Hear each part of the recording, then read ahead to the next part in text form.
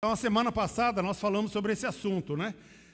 Cristo procura os verdadeiros adoradores, né? A gente falou que Deus está interessado no ofertante em primeiro lugar, né? E não na nossa oferta. Deus está preocupado com o nosso coração, é isso que Ele deseja e é isso que Ele quer para a nossa vida. A semana passada nós estudamos os ensinamentos de Jesus sobre o dinheiro. Hoje é a nossa quinta aula sobre esse assunto e nós vamos terminar hoje, tá bom? Terminar hoje. Então, qualquer dúvida que você tenha, procura a mim e procura o João, que é o nosso tesoureiro aqui da igreja, aquele que cuida dessa área também, para tirar qualquer dúvida, tá bom? Que você tenha, não vai para casa sem dúvida, que isso é muito importante.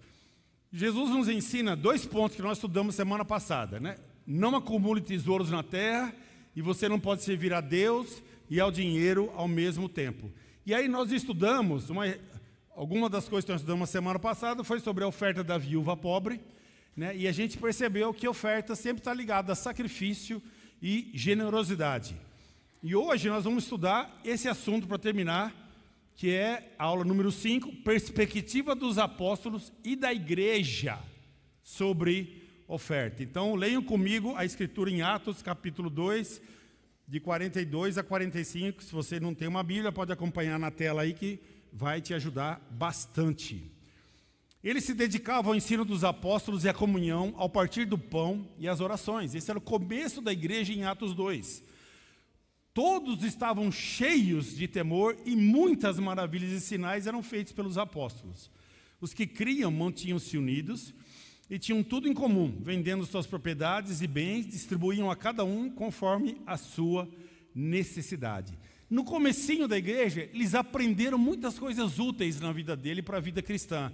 Aprenderam que Deus supre as necessidades de cada um.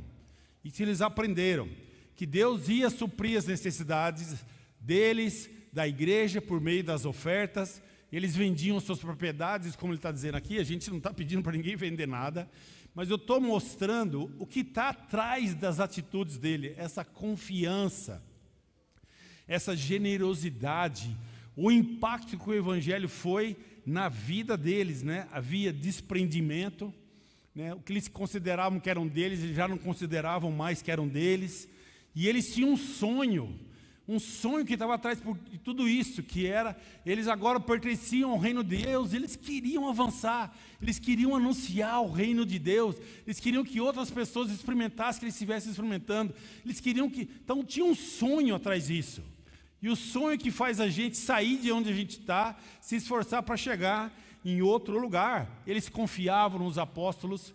Isso é uma coisa importante, nós membros da igreja, se a gente confiar na administração da igreja, né? Porque isso é muito importante para nós. E se você tem alguma dúvida, então você tem que tirar essas dúvidas para você dar esse passo de total confiança na administração.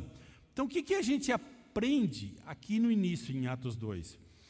O desprendimento que eles tinham e, como a gente falou bastante a semana passada, a generosidade deles.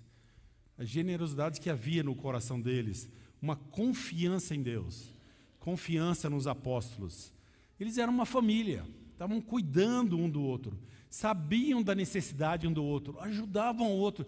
E isso é o nosso desejo esse ano, essa é a escritura que a gente quer viver nas igrejas em casa. A gente saber um da vida do outro, a gente conhecer, saber das necessidades, a gente orar, se preocupar, ligar, se unir, se esforçar para ajudar cada um. Esse é o desenho do cristianismo.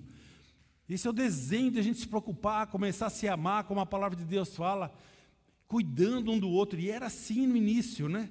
Era assim como a igreja. E por causa disso Deus, a Bíblia fala, Deus ia acrescentando as pessoas. Irmãos, o que a gente tem mais visto ultimamente é Deus acrescentar pessoas nessa igreja, não é verdade?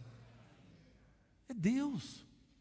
Não é o nosso esforço, não é o nosso local, não é nossos talentos. E a gente tem muitos talentos nessa igreja, que tem servido a igreja. Mas Deus tem trabalhado.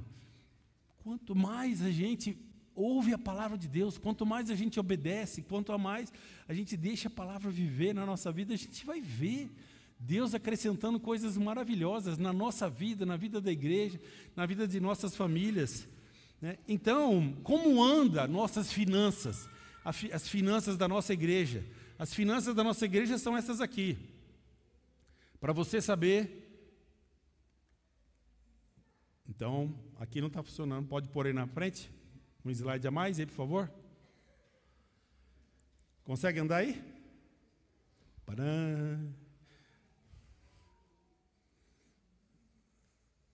Aí, maravilha.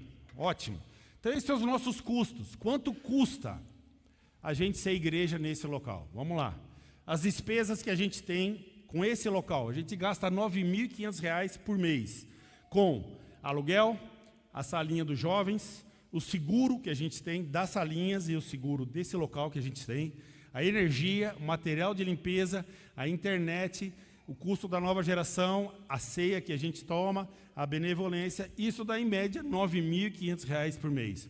Quanto a gente gasta de pessoal, né? Pagando funcionários dessa igreja? A média é R$ 26.100 por mês. Tem a remuneração, tem o 13º, tem assistência médica, tem fundo de aposentadoria, tem imposto de renda e tem os benefícios. E isso tudo está muito claro na planilha. A gente tem o custo da administração. A gente tem uma administração central que cuida da nossa igreja toda de São Paulo, que são os 5 setores. É a maneira mais econômica que a gente tem de ter uma administração. Então, essa administração vem de um rateio do administrador, a contabilidade que é feita à igreja, né? A igreja é uma igreja que tem CNPJ, que está registrada, que faz balancete jurídico, balancete contábil todo ano, está dentro das leis, dentro das normas, né? Tem o estatuto, tudo isso é registrado. Né, tem as despesas administrativas e tem as tarifas bancárias. Esse é o custo do setor sul hoje, o nosso setor, esse. Aqui, então, qualquer dúvida sobre isso, detalhes, qualquer coisa que você queira saber, não tenha vergonha, pode perguntar à vontade, tá bom, gente? Porque isso aqui, nós somos uma família. O próximo slide. Aí, os últimos 3 meses, como tem sido? A gente tem falado, mas agora a gente trouxe os números para você saber.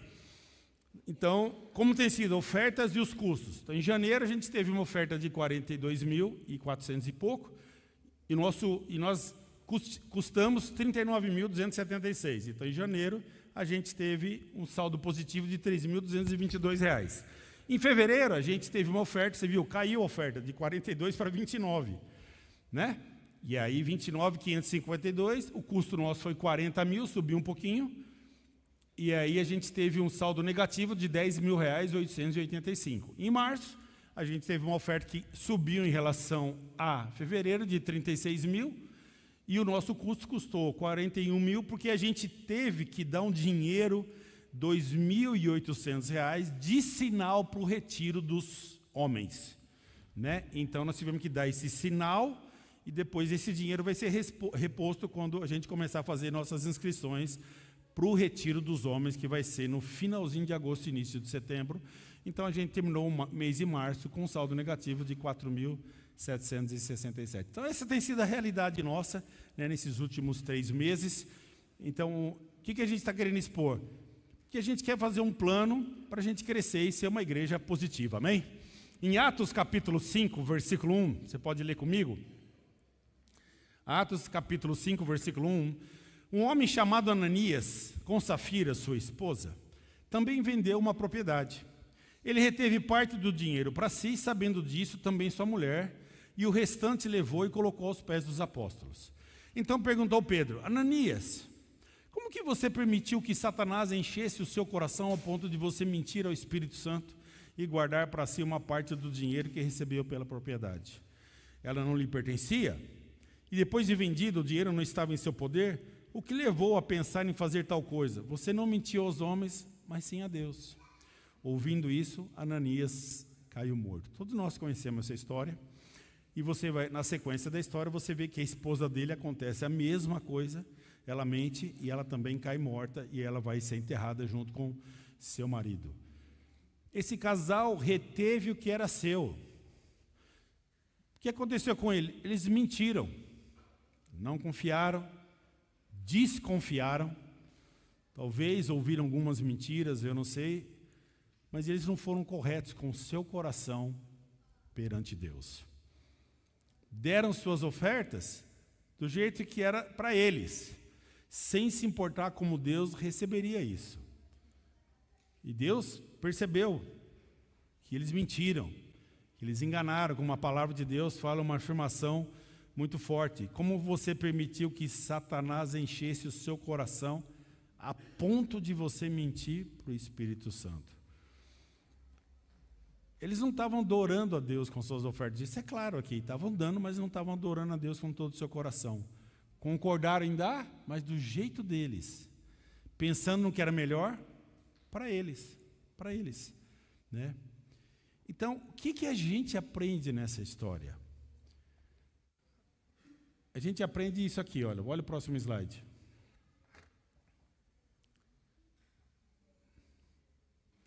Vira o próximo slide, por favor. Ofertar é um ato de adoração e reverência a Deus. Então, cada um de nós dessa igreja deve dar muita atenção a como você está ofertando. Porque alguns de nós começam a colocar obstáculos para ofertar ou desculpas. Alguns falam, não, eu não vou dar minha oferta porque eu vou ajudar os necessitados. Eu já ouvi gente dizendo assim, esse prédio não é do jeito que eu gosto, então eu não vou ofertar.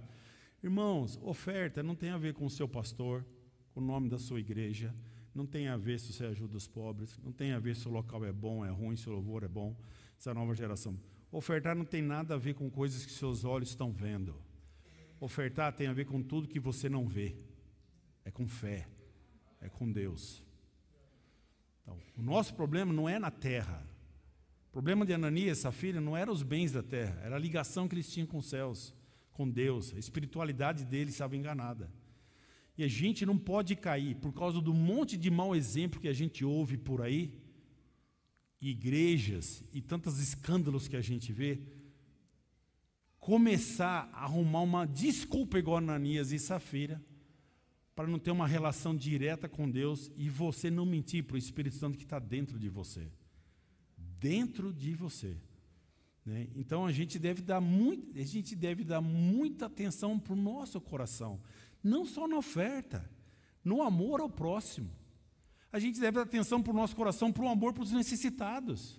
A gente deve dar atenção no nosso coração pelo nosso casamento, em tudo.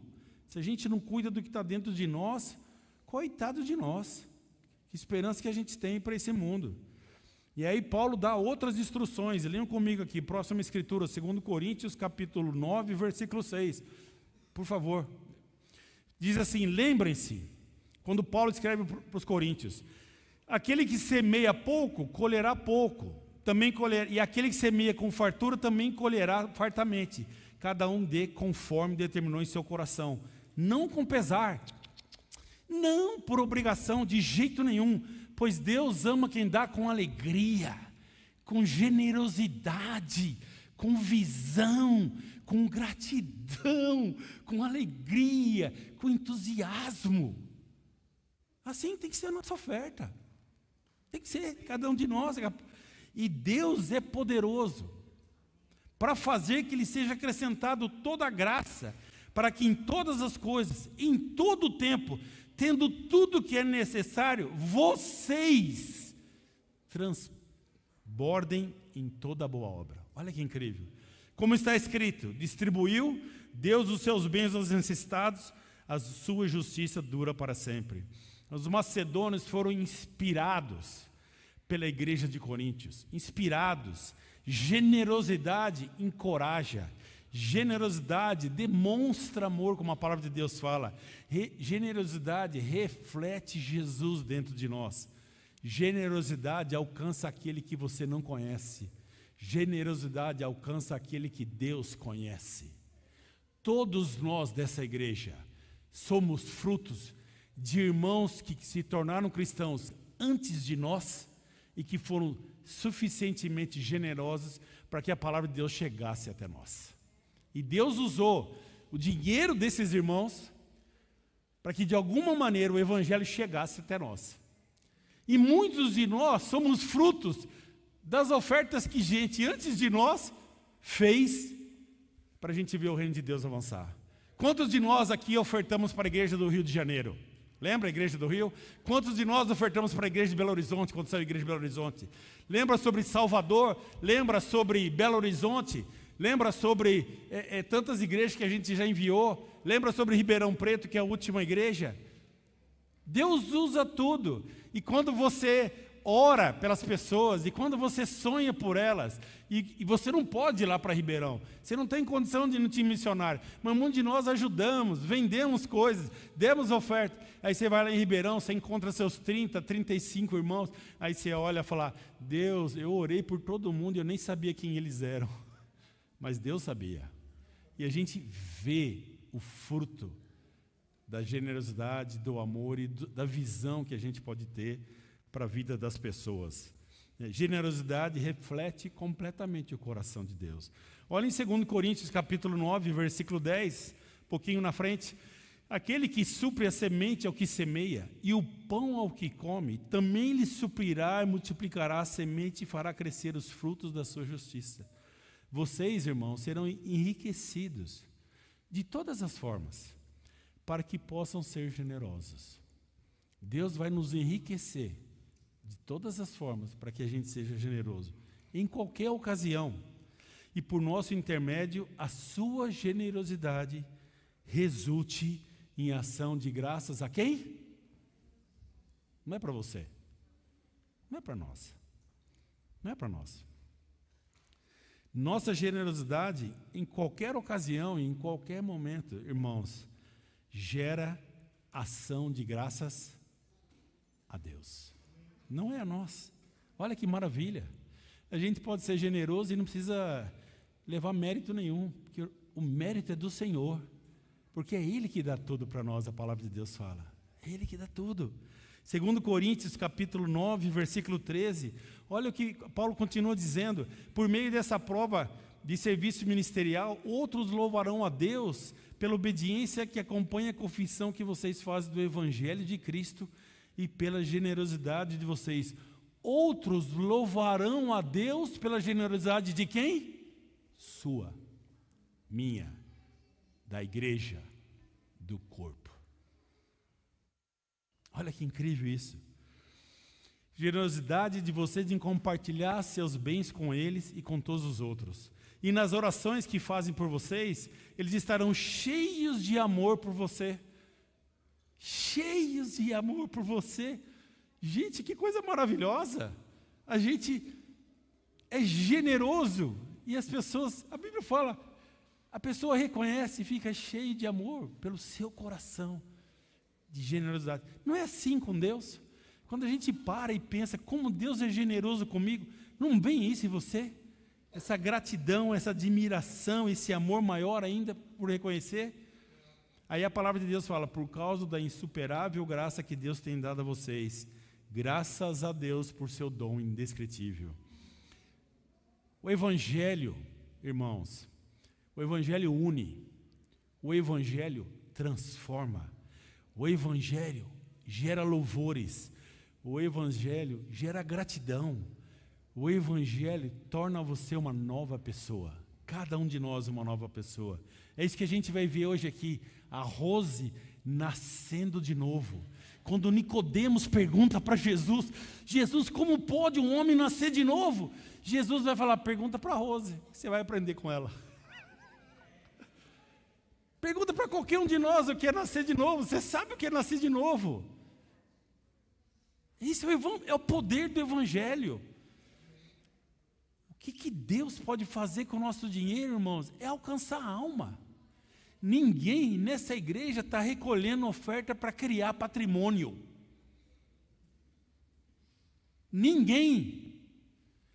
Nosso dinheiro é para o avanço do reino.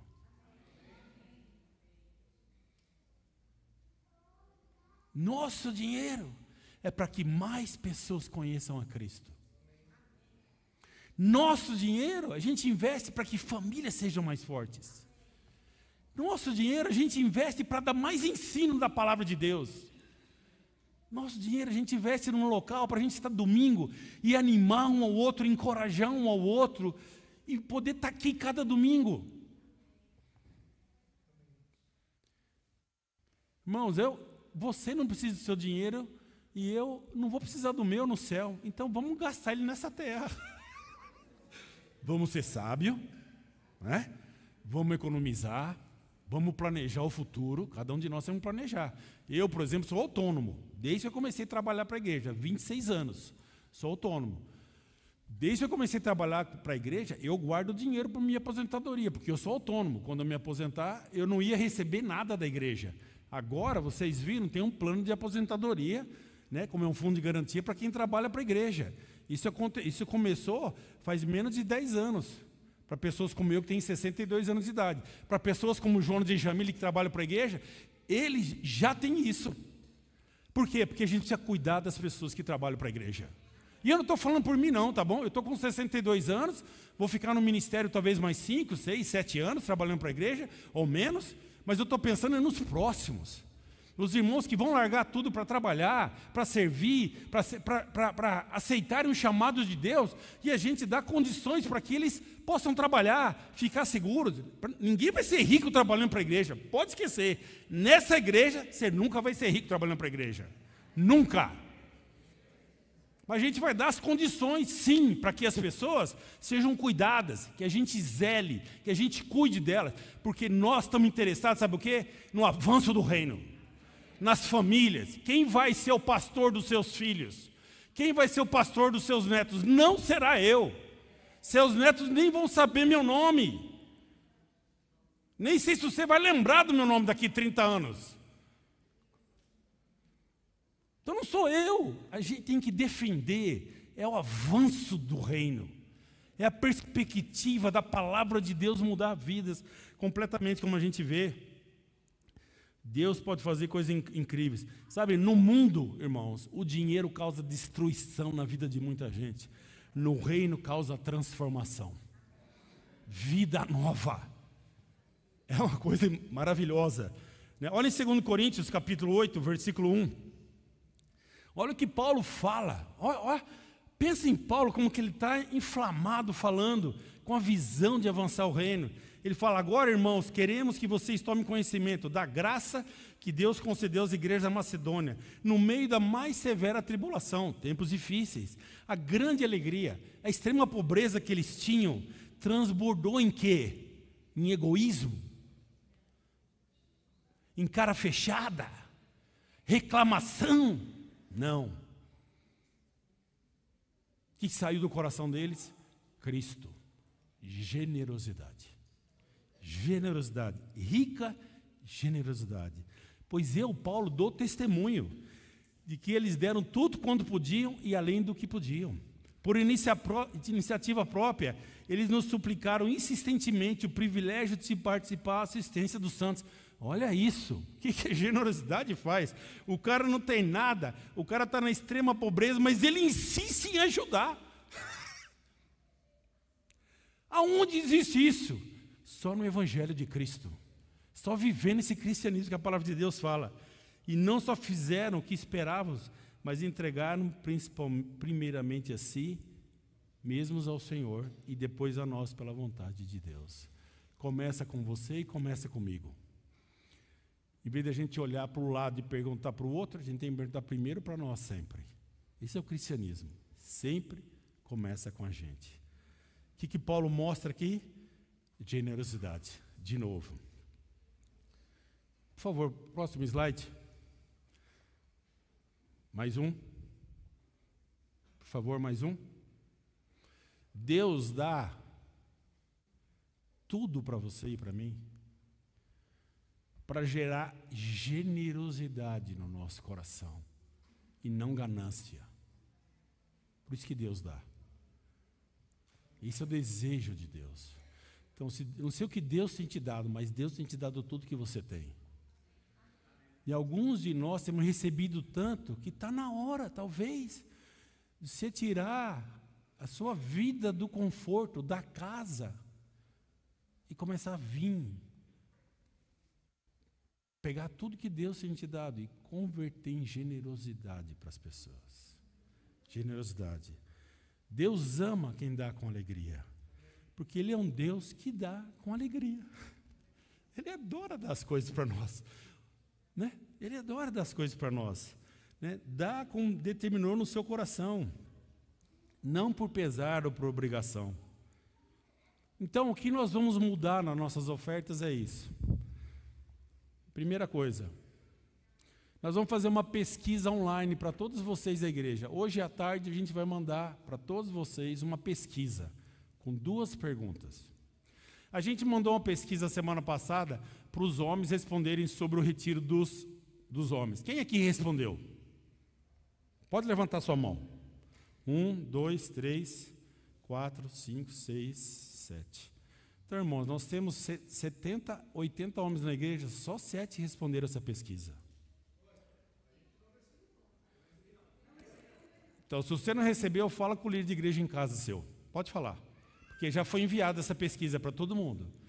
É uma pesquisa para a gente fazer um levantamento. Quantos homens querem ir no retiro? A gente está fazendo essa pesquisa aqui e no leste para poder dimensionar o valor e poder ir em frente com isso. Então, por favor, você que é um líder de igreja em casa ou diácono que não passou, passe essa informação, tá bom? Nós vamos mandar uma outra pesquisa com 2 perguntas. Para todo mundo que faz parte dessa igreja, nós pedimos para você responder. Primeira coisa. Segunda, essa pesquisa é anônima, não vai sair seu nome, a gente não vai saber quem é você. Eu não estou interessado em saber quanto você dá de oferta. Meu irmão, se o Espírito Santo não é suficiente para trazer você à luz do Evangelho e da verdade, quem sou eu para fazer isso na tua vida? Esquece, eu não tenho esse poder, nem quero essa responsabilidade da minha vida. Já chega sobre a minha. Estou bem feliz com a minha. Então, mas eu peço para cada um responder 2 perguntas. Quanto é a sua oferta hoje? Qual a sua oferta mensal hoje? Põe lá o valor, quanto você dá por mês. Segundo, partindo do princípio do dízimo, que é um princípio que a gente estudou, quanto deveria ser a sua oferta? Quanto deveria ser? Né? Você dá um valor, quanto deveria ser? Para a gente fazer um levantamento, qual o nosso potencial da igreja, para a gente começar a sonhar fazer outras coisas. Porque muitos de nós estamos reclamando, o local não é bom, quando que a gente vai para o nosso local?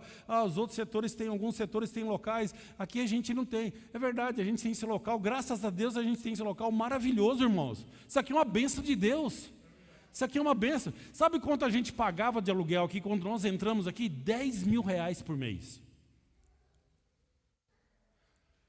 5.000 nós e 5.000 Campo Limpo. Quando o Campo Limpo saiu, nós pedimos para o dono se a gente podia pagar só a nossa parte. Sabe o que ele falou? Tudo bem, pode pagar. Que locador faz isso com o inquilino, gente? Isso é uma bênção de Deus. Se ele falasse, não, vocês têm que pagar os 10.000, a gente já estava no olho da rua faz tempo. Pelas nossas contas, né? Então você vê como Deus abençoa a gente? Maravilhoso? Né? Então, muitos de nós temos essa ansiedade, quero sair daqui, quero ter um local próprio. Irmãos, a gente já teve aula sobre isso, a Magali já veio aqui, vamos ser real, a gente não pode sair daqui com a oferta que a gente tem, pronto. Seja simples na vida, como você é na sua vida. Né? Você não compra uma BMW, compra. Por quê? Porque você olha para a sua conta e fala, não posso, pronto, não compra. Você pode até olhar a BMW, cobiçar, gostar, querer ter uma, sonhar com ela, comprar revista, mas você não vai entrar numa loja e comprar. Você pode sonhar com o prédio novo, pode orar por ele, tudo isso. Mas a real hoje é, a gente não vai sair daqui esse ano, nem o ano que vem, com esse nível de oferta que a gente tem, pronto. E fica bem, fica bem. Para de reclamar e veja todas as bênçãos que Deus tem dado para a gente. Né? A gente precisa parar de ficar, quando tiver um local melhor, meu irmão, vamos com o que a gente tem, porque Deus é poderoso. Olha esses irmãos lá em Coríntios, estavam muito pior que a gente, mas muito pior. Quem que aqui está em extrema pobreza? Não conheço um nessa igreja que está com extrema pobreza. Não conheço um que está passando fome nessa igreja. Então vamos parar de reclamar. Vamos parar de imitar o povo no deserto e vamos ter coração generoso e grato. É isso. E vamos mudar de assunto. Em vez de falar de prédio, vamos falar de estudar a Bíblia com as pessoas, avançar o reino, anunciar o Evangelho. E pronto. E Deus vai na frente. E se a gente não tiver um local, a gente vai se reunir nas casas todo domingo. E pronto, e vamos. Tem que parar de achar que tudo tem que ser perfeito para a gente conseguir fazer as coisas. A melhor coisa no mundo é, no meio das coisas imperfeitas, a gente fazer o que agrada a Deus. Aí a vitória é nossa. Vitória do cristianismo. A história do Espírito Santo está dentro da gente. E vamos em frente. Não fica chorando, reclamando, nada. Ah, o outro tem um local melhor. Que bom, amém que os irmãos do leste têm um local. Amém. Amém que os caras do oeste têm um local. Amém. Campo Limpo tem. A gente não tem, e daí? Eu tenho um Corsa Classic, você talvez tenha um carrão. Eu não olho para o seu carro e falo, eu queria tanto ter esse carro. E eu não queria, nem a pau. Juro que eu não queria, porque você vai pagar um IPVA absurdo em janeiro. Eu pago só um pouquinho em janeiro. Graças a Deus. Por isso que eu não tenho carro caro, porque eu não quero pagar IPVA. Quero usar o dinheiro para outra coisa.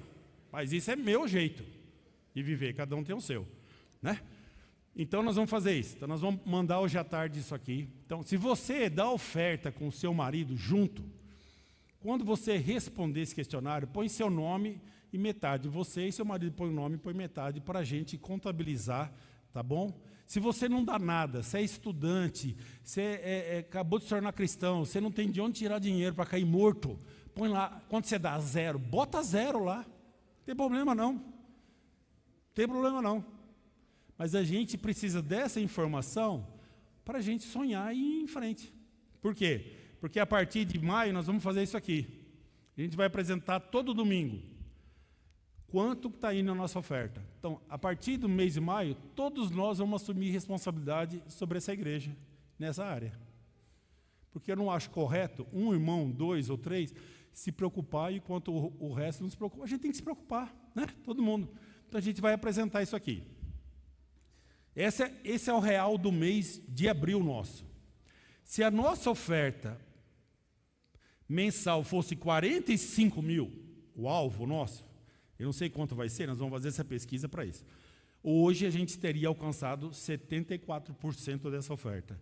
Se fosse hoje, só para você saber. Nossa oferta hoje, até sexta-feira, foi R$ 33.412 esse mês. Então, toda semana a gente vai colocar isso, para que todos nós possamos ver, né? Crescer, ter fé, e a gente ver Deus trabalhando. Amém? Amém? Legal, né? É bom, né? É como você, que é pai de família, fica em casa sozinho fazendo as contas. Faz isso não, gente. Chama sua mulher, chama seus filhos e joga, põe tudo na mesa. Esse ano minha família está passando por uma situação financeira que a gente nunca viveu, diferente, né? Então o que eu fiz? Chamei reunião de família. Assunto, dinheiro. Assunto, orçamento. Assunto, vai diminuir todos os gastos. Essa é a boa notícia de 2024 para nós. Expliquei tudo, coloquei tudo na mesa. Eu falei, queridos filhos, querida mulher maravilhosa, Deus tem sido maravilhoso, bondoso, generoso. Ninguém reclama. É uma fase e a gente vai aprender a viver assim. Feliz quando tem pouco, feliz quando tem muito. Não é assim que a gente aprende na Bíblia? É assim comigo, é assim com você e é assim com a nossa igreja. Vamos aprender a ser feliz, no pouco, no muito, mas vamos ser felizes. Vamos trabalhar isso no nosso coração, tá bom? Para terminar hoje, antes a gente ouvir o batismo e ser encorajado pela vida da Rose, a próxima escritura, quero terminar inspirando toda essa igreja, todos meus irmãos, e você que está em casa também. Mostra-me, Senhor, os teus caminhos, ensina-me as tuas veredas, guia-me com a tua verdade e ensina-me, pois tu és Deus, meu Salvador, e a minha esperança está em ti o tempo todo. Nossa esperança não é nesse prédio, nossa esperança é em Deus. Nossa esperança, graças a Deus, é em Deus. Amém? Então, muito obrigado. Que a gente, essa igreja, todos nós, que a gente dê um passo de maturidade e crescimento. E que a gente seja uma igreja como Deus, generosa. Não só nas ofertas, mas em todas as oportunidades que Deus nos dá na vida. Vamos agradecer e orar, enquanto isso o pessoal vai subir, que a Rose vai ser batizada. Senhor, muito obrigado por a gente estar aqui. Te agradecemos por esse dia tão especial, a gente poder estar aqui, louvando-te de todo o coração.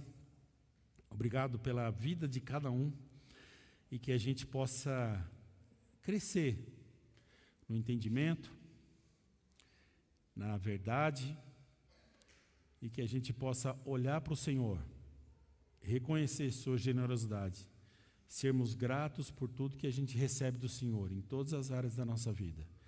E que a gente possa cada vez mais ter esse mesmo coração que o Senhor tem, de generosidade, de bondade, lembrando de Jesus, que é o Deus maravilhoso que desceu à terra para simplesmente ensinar-nos a servir uns aos outros com todo o coração.